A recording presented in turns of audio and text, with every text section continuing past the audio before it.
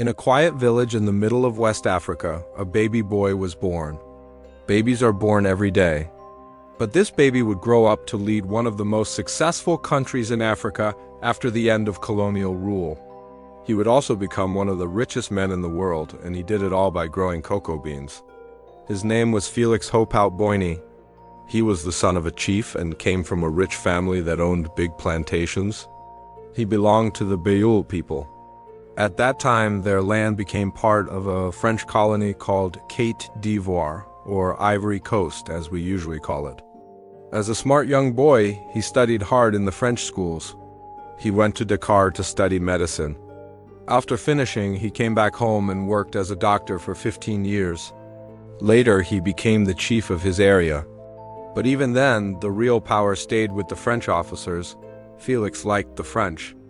He thought they were good rulers and he loved their culture. But one French policy made him angry. They used forced labor. In 1944, he started a group called the African Agricultural Syndicate. The goal was to protect local farmers from bad French rules.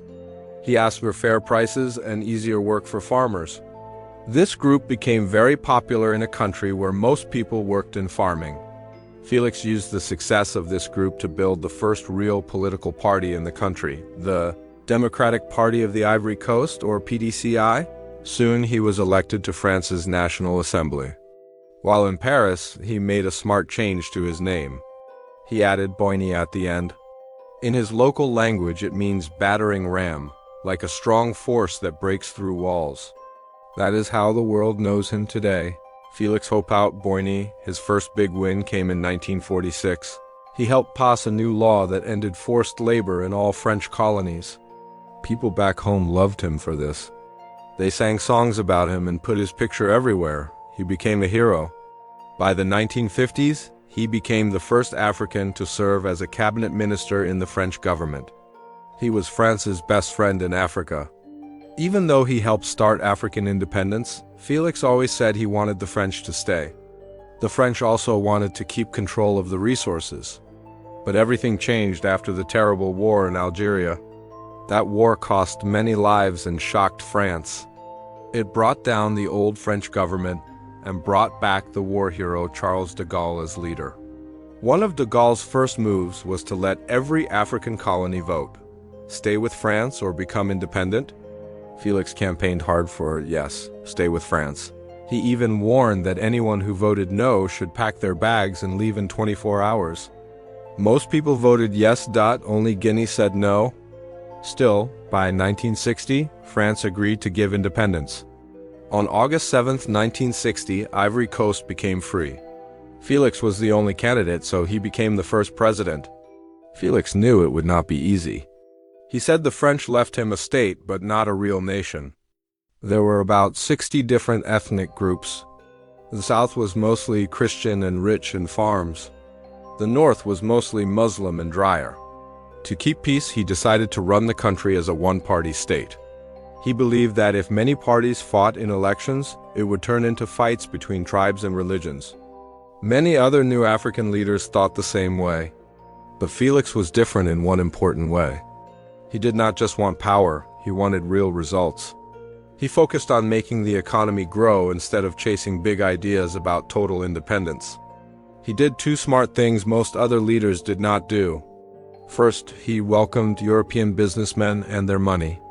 Second, he did not try to force the country to build factories quickly. When most African countries became independent, many white people left. But in Ivory Coast, the number of French people actually grew 5 times bigger. About 50,000 French experts came. They were doctors, engineers, bankers, and advisors. He also welcomed poor workers from northern countries like Burkina Faso. Many came to work on farms, and some even got their own land if they worked hard. Today, about 1/3 of the people in Ivory Coast are migrants or have family from other countries. Ivory Coast became a place people wanted to move to. Why did this work? Because Félix did not waste money trying to build factories too fast like other countries. Many African nations stopped buying foreign goods to push local factories. But the people did not have the skills or tools yet, so everything became short, medicine, tools, even simple things. This made life harder. Ivory Coast had great land for growing crops like coffee, palm oil, and especially cocoa. The government gave farmers many helps, guaranteed good prices from France, cash bonuses, and tax breaks for new farms. Ghana, their big rival, focused on big government farms and ignored small farmers. So Ghana's cocoa production dropped. Many Ghanaian farmers even smuggled their cocoa into Ivory Coast to get better prices. Because of this, cocoa production in Ivory Coast tripled and coffee doubled. After World War II, the world wanted more chocolate. Thanks to good policies and open business, Ivory Coast became an African success story based on farming. From the 1960s to the 1980s, the economy grew by 7.3% every year on average. That was much better than Senegal 2.5% or Ghana 0.1%. Ivory Coast became the world's biggest producer of cocoa beans. Almost half of all cocoa in the world still comes from there today. And guess who was the biggest cocoa farmer in the whole country? Félix Houphouët-Boigny himself. He never hid it.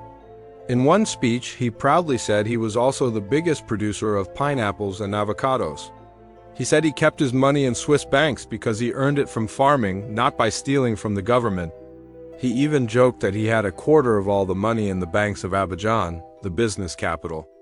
He ran the country with a system called patronage. He gave government jobs to many people, even some rivals, so they could share in the cocoa money.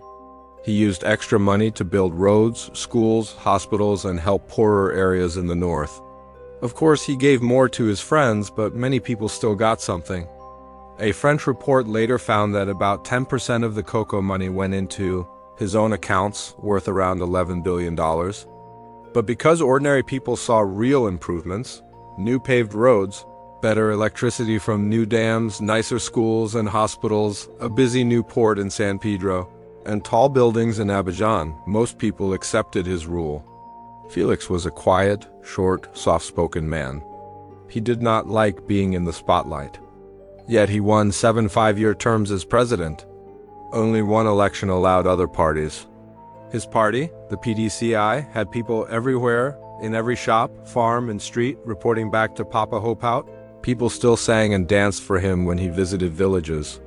As long as life was getting better, many accepted his strong control and the corruption. In the early years, he arrested people who planned even 6 cabinet ministers and 5 founders of his own party. 20 were sentenced to death, but only 1 was executed. He preferred to send them to hard labor instead, to look kinder. Later, he became more relaxed. He spent a lot of time in Paris and Switzerland. Some people called him a neo-colonialist or a puppet of France because he kept close ties with them. But Félix saw himself as a rich landowner, not a revolutionary. One big example of his wealth. After dinner with Tunisia's old leader, he decided to turn his small hometown, Yamoussoukro, into a grand new capital. He built wide 6-lane roads, tall buildings, hotels, and an artificial lake with crocodiles. In the middle, he built one of the largest churches in the world, the Basilica of Our Lady of Peace. It is bigger outside than any other basilica and can hold 300,000 people. It looks amazing with huge columns, a big dome, and beautiful glass windows. One window even shows Félix kneeling next to Jesus, but this project became a symbol of waste. The basilica alone cost about $500 million, and the whole new capital cost $2 billion. It took up 1/3 of the money meant for all regions outside Abidjan. The city was built more for rich people than for normal families. Even today, Abidjan has 30 times more people than Yamoussoukro. People might have accepted it if the good times had continued. But 3 big problems changed everything. First, the cocoa prices crashed. In the 1980s, countries like Brazil, Ecuador, and Indonesia started growing more cocoa. Chocolate companies pushed prices down. Ivory Coast had promised farmers good minimum prices for years. So the government kept paying farmers even when prices fell, borrowing money to do it. Prices stayed very low for decades. In 1988, Félix tried to boycott the world market to force higher prices. The boycott lasted only 18 months. No other country joined. When they checked the special cocoa fund for emergencies, it was already empty. The government went broke. They had to cut services. Farmers' incomes dropped by half. They had to accept help from the IMF. At the worst time, even government workers did not get paid. To earn more, they pushed even more cocoa farming. This caused a lot of illegal cutting of forests. Since 1990, Ivory Coast has lost more forests than any other country. This anger led to the second problem. In 1990, people protested against Félix's long rule and his rich lifestyle. A history teacher named Laurent Gbagbo led the protests. Félix first called them drug addicts, but he finally agreed to allow other parties. In the first open election, he still won 82% of the votes. But opening politics brought trouble. It helped start 2 civil wars later. Third problem. Félix himself died in 1993 after 33 years in power. He was the last of the big independence leaders and the longest ruling leader in Africa at that time. He wanted economic growth more than full democracy, and in that goal, he succeeded. He also lived a very comfortable life. After his death, 2 men wanted to replace him. One was Prime Minister Alassane Ouattara. The other was Henry Konan Bedie, who became president. Both were smart economists with PhDs, but the economy was now weak and people were unhappy. Bedie blamed all problems on immigrants. He created a policy called Ivory Right that separated real Ivorians from people with foreign roots. This later turned against Muslims and northern people, even those who had lived there for centuries. Many lost their right to vote or even their citizenship. Ouattara, who had family from Burkina Faso, was banned from running for president. The country turned against almost 40% of its people, mostly in the north. This created deep anger. In 1999, there was a military coup. Then in 2000, Gbagbo, the man who had led protests against Félix, won the election. But he kept the Ivory Right rules. In 2002, the army split and a civil war began. The country was divided, north against south. It was a simple war map. Rebels in the north, called New Forces, against the government in the south. Both sides used cocoa money to buy weapons. The South added many new taxes on cocoa. The North blocked cocoa from moving south. This may have been the only civil war in the world mostly paid for by chocolate. After thousands died, they made a weak peace in 2007. But in 2010, another election caused 5 more months of fighting. Gbagbo and Ouattara both claimed they won. Gbagbo's side killed and tortured suspected opponents. He stole from the cocoa fund. Finally, French forces helped catch him and he went to prison. Ouattara has been president since then. His party is called the Rally of Houphouëtists for Democracy and Peace. They keep winning big, just like Félix did. Under Ouattara, the country has become more stable and is growing again. Average income is rising, though it has not reached the high levels of the 1970s yet. Part of the reason is peace. Another part is that cocoa prices became extremely high in recent years. That is why chocolate has become more expensive worldwide, and some chocolate bars now have less real chocolate. Ivory Coast still produces nearly half the world's cocoa, but today they are trying to do more. They now make cocoa butter, cocoa paste, and even finished chocolate. Selling only raw beans gives very little money compared to making the final product. Is Ouattara another Félix? Probably not. He is already 84 years old and on his 4th term, even though the law says only 2 terms. Both men come from royal families. Both ruled during good cocoa prices and growth. Both are hard to remove from power. But when it comes to turning a new country into a real success story, there is still no one like Félix Houphouët-Boigny. If you like this video, please subscribe. Check out my other video. Like this video if you learn something new about Africa's hidden success stories. Tell me in the comments, would you trade some political fray?